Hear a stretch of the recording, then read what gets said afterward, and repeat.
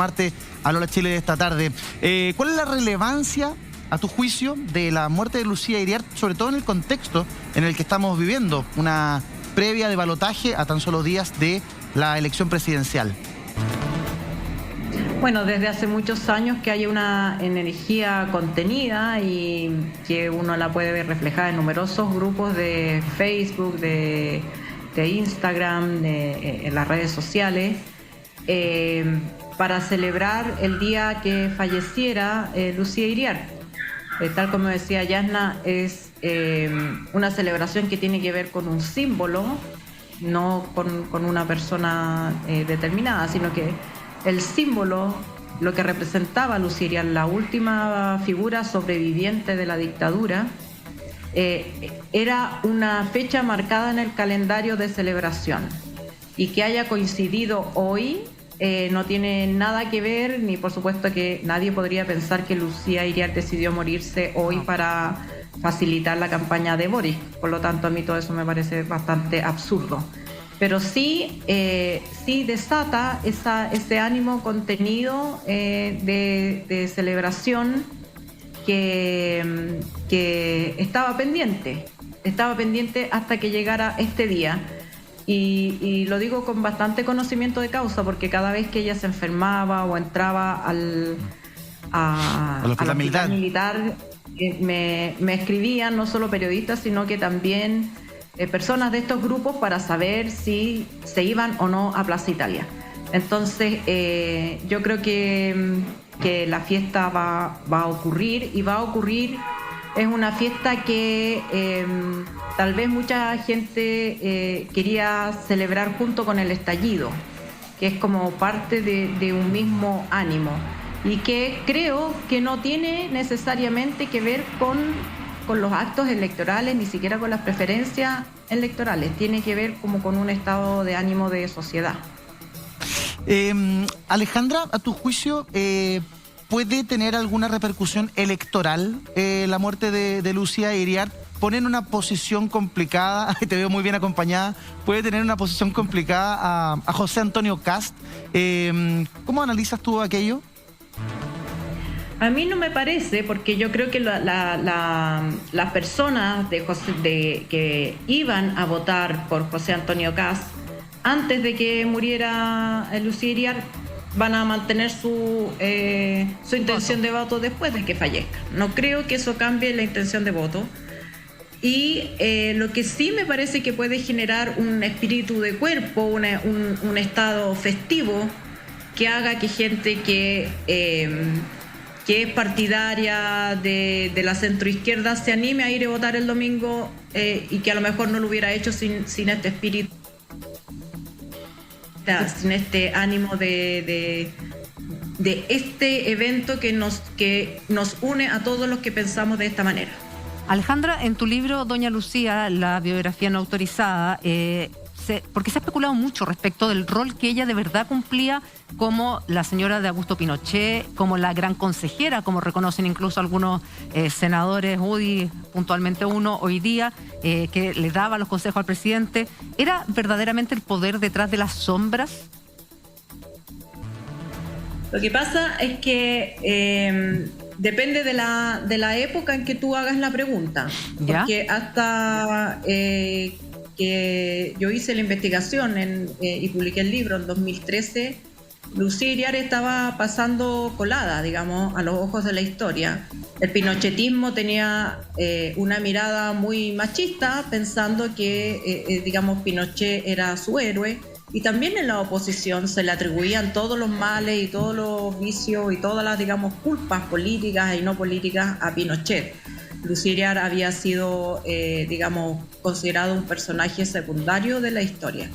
Pero quienes vivimos en dictadura la teníamos muy presente, porque ella aparecía constantemente. Ella era una figura pública muy presente en la dictadura. Y claro, al investigar su biografía... Perdón, va pasando un camión. No. Al investigar su biografía... descubrí que no era una figura en las sombras, era una figura al lado, presente. Y después de sumergirme en los secretos de Palacio y de cómo la veían a ella, no solamente desde la lejanía, sino que desde los círculos de poder de la dictadura, y anteriormente su biografía, cómo conoció a Pinochet, cómo la dinámica que existía entre ellos. Yo creo que no se puede entender a Pinochet sin Lucía Iriart. Es una unidad. A nosotros no nos gobernó Pinochet y ella en las sombras. Pinochet llegó al poder por Lucía Iriart, y por ella y con ella y hasta el final de los días. Digamos, tampoco hubiera podido hacerlo ella sola, porque no era en ese tiempo no era considerado posible una dictadora, pero ella hubiera estado feliz de aceptar el cargo. ¿Tú te refieres, Alejandra, a lo que se entiende como una especie de instigación o de convencimiento que hizo Lucía hacia Pinochet para sumarse al golpe? Porque se sabe que él estuvo bastante dubitativo, no fue el gestor, y de acuerdo a la investigación que tú hiciste, ella tuvo un papel importante en persuadirlo de involucrarse, ¿no? No solamente persuadirlo de involucrarse, o más bien empujarlo, porque Pinochet no se decidió tampoco nunca. Él mantuvo cartas de los dos bandos para quedarse con el que ganara. De hecho, cuando finalmente lo acorralan los enviados de Merino para que diera un sí o un no, si se iba a sumar o no, él se suma, firma el papelito, pero mandó a la familia a la escuela de alta montaña del ejército que dirigía el general Canto Arias, hermano del ministro Canto Arias allendista, y por lo tanto ese general Canto Arias era leal a Allende. Entonces, si él hubiera estado tan convencido de apoyar a la dictadura o el golpe, no hubiera mandado a su mujer y a su hijo a resguardo en un lado opositor. Entonces él en el fondo jugó siempre, y esa es la biografía de Pinochet, siempre jugó a dos bandos y siempre se aparecía en el bando ganador. Y aquí también jugó a ganador, y Lucía Iriart lo apoyó. Lo que hace esto absolutamente como sorprendente es que para hacerlo ella tuvo que traicionar a su familia.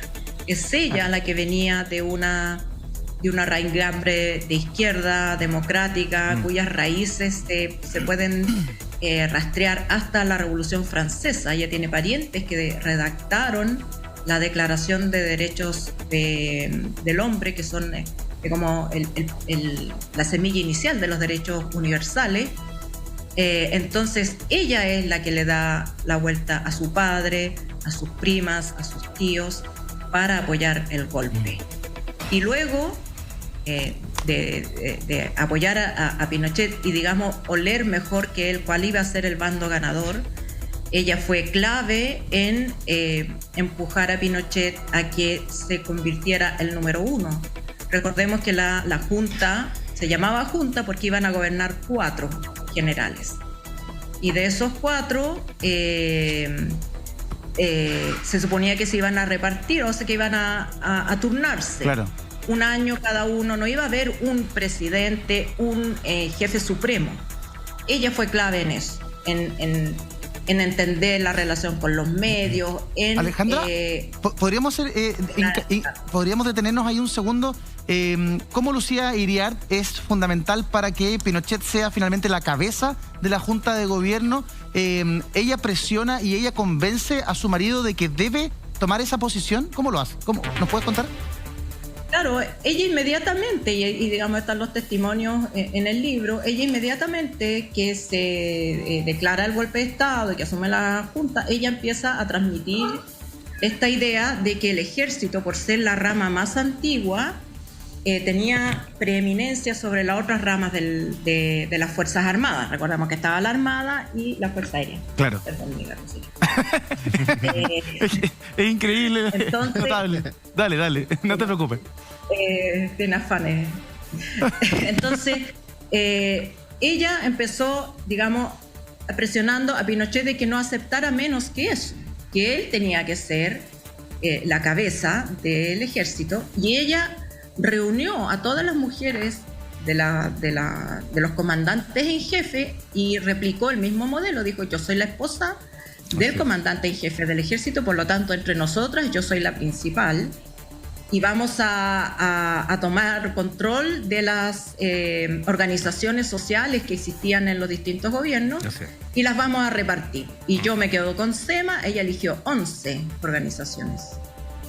Lucía Iriart dirigía 11 organizaciones cívico-militares, como se llamaban en ese tiempo. Claro. Y le dio a las demás, a cada una otra, pero que ella sabía que iban a tener menos lucimiento que la que escogió ella. Alejandra. Y en adelante estuvo siempre, o sea, cuando había que decidir si se extendía el periodo y quién estaba primero y quién estaba a la cabeza, Lucía Iriart siempre estuvo ahí empujando a Pinochet a ser él el primero. Alejandra, a propósito, te saluda Gustavo Manén, ¿cómo estás? A propósito de lo que estás contando, sería súper interesante configurar un poco la personalidad de Lucía Iriart, considerando además que ella tuvo frases muy duras también como cuando era esposa del dictador. Yo recuerdo que además una frase aparece en tu libro respecto a Carmen Gloria Quintana, por ejemplo, cuando decía que los chilenos eran muy desagradecidos porque iban a votar que no en 1988, pero era una persona que efectivamente tenía una presencia durante la dictadura, se la veía siempre en todos los actos, bueno, con distintos sombreros, muy bien vestida, como lo veíamos en esa época, pero además tenía estas frases muy duras para poder un poco configurar la personalidad de Lucía Iriart, ¿no? Bueno, es que también, si uno mira con los ojos de la época, era bastante sorprendente el lugar en que ella se posicionó, porque, digamos, era el machismo puro, destilado, digamos, las Fuerzas Armadas, una dictadura militar, machismo puro, y sin embargo ella tenía un ala de la moneda para ella. Cuando había actos políticos, promulgación de decretos de ley, ella estaba se sentaba al lado de Pinochet, en la delantera, y los ministros al frente.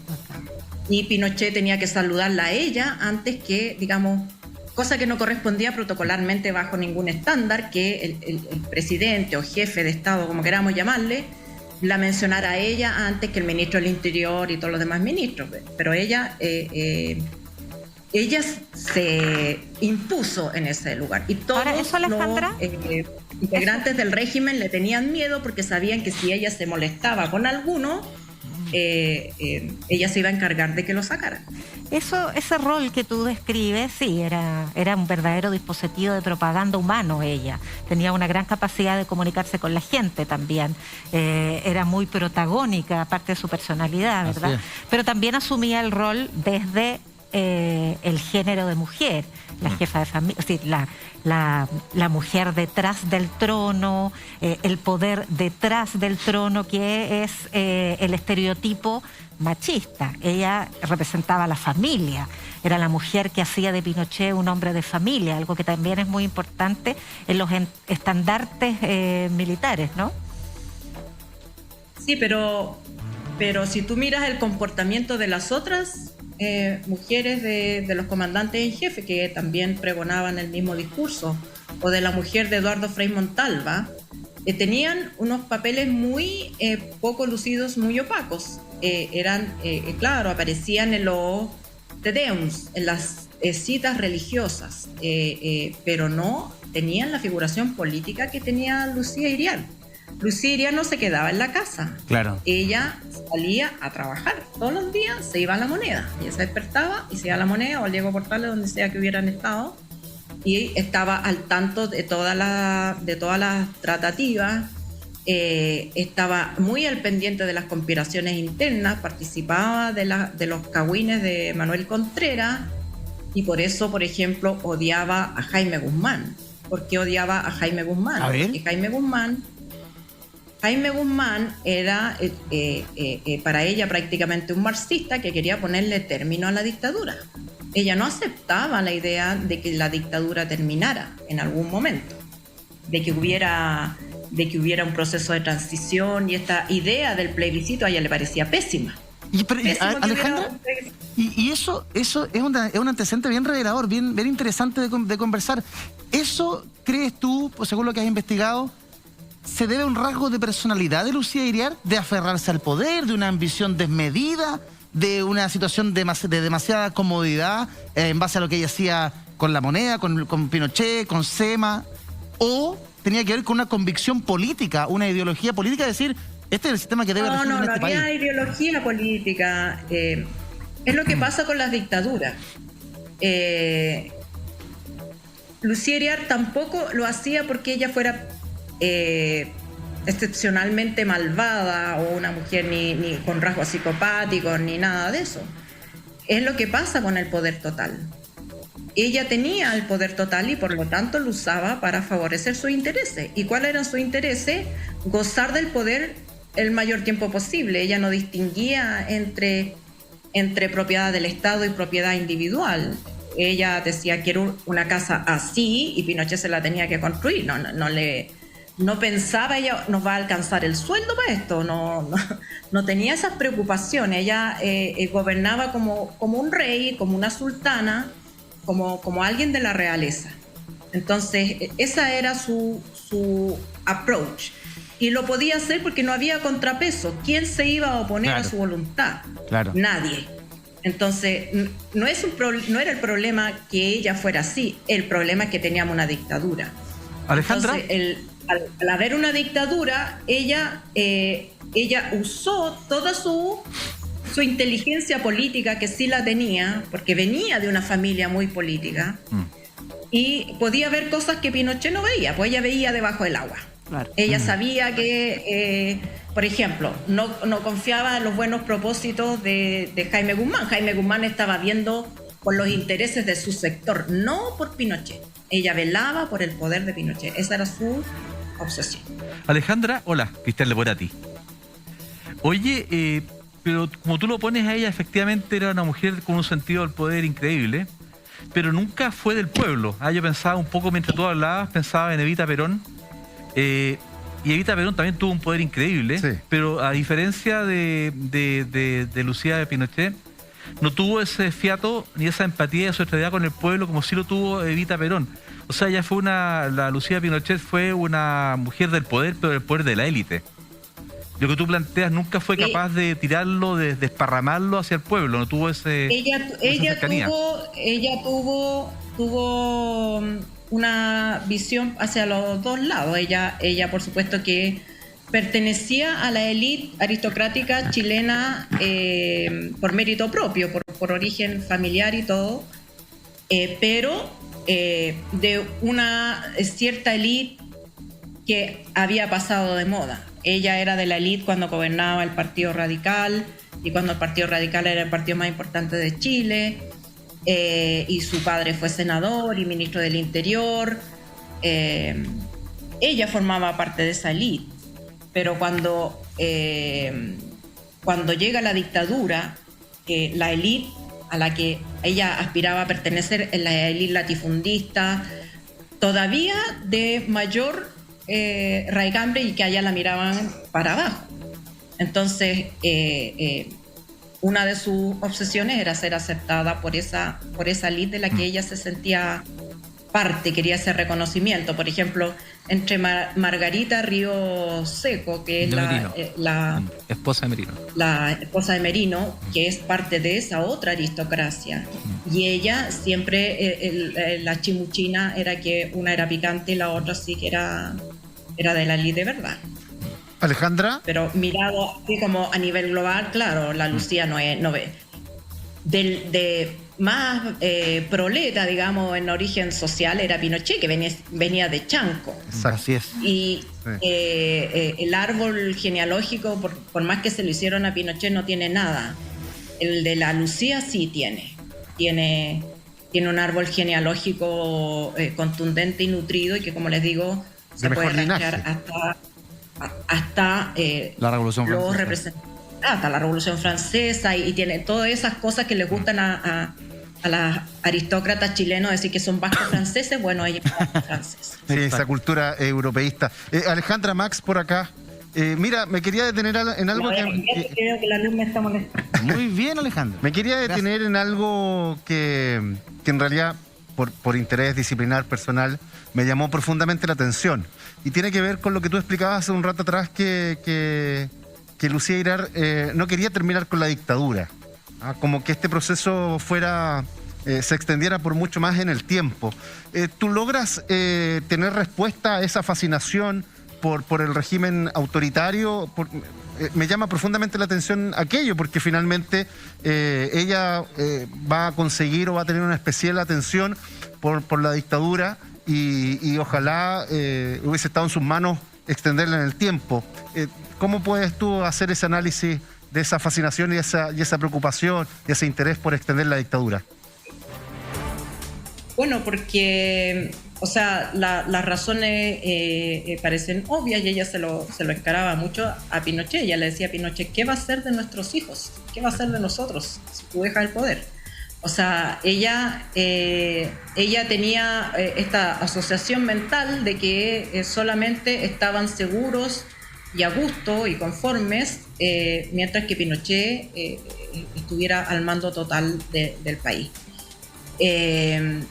Y por supuesto que ella lo pensaba probablemente en términos positivos. Ella, digamos, con la gente que conversaba siempre decía que todo lo que el sacrificio que ellos hicieron por Chile y nunca se lo agradecieron como debían. Esa sumisión, claro, los malagradecidos, y los malagradecidos no son de la centroizquierda, los malagradecidos para ella son de la UDI para allá, digamos. Todo el mundo que antes los buscaba para que los apoyaran y después desaparecieron de... Pero hay que recordar también frases de Lucía Iriart, por ejemplo, cuando empezaron las protestas en 1984 en el país. Las concentraciones. Una frase diciendo más o menos que ella, si hubiera estado en el poder, habría sido mucho más duro que su propio marido, incluso habría ¿cómo se ha puesto estado sitio en todo el país. Cuando empezaron las protestas de 1984, o sea, de hecho ella, con su fascinación con esto del poder, obviamente, como dice Alejandra, no quería que la dictadura terminara. Entonces, claramente, uno de los traidores era Jaime Guzmán por tratar de fomentar esta suerte de transición. Ahora, igual, Gustavo, igual en el mundo militar hasta el día de hoy, el tema de la jerarquía, el tema del poder, el tema de cómo se relacionan las mujeres de los generales, de los brigadieres, de los... Hasta el día de hoy hay una disciplina bien parecida. Sí. O sea, en verdad, como plantea Alejandra, es cierto, tiene razón Alejandra, ella tenía una sed de poder muy, muy genética y también historia política.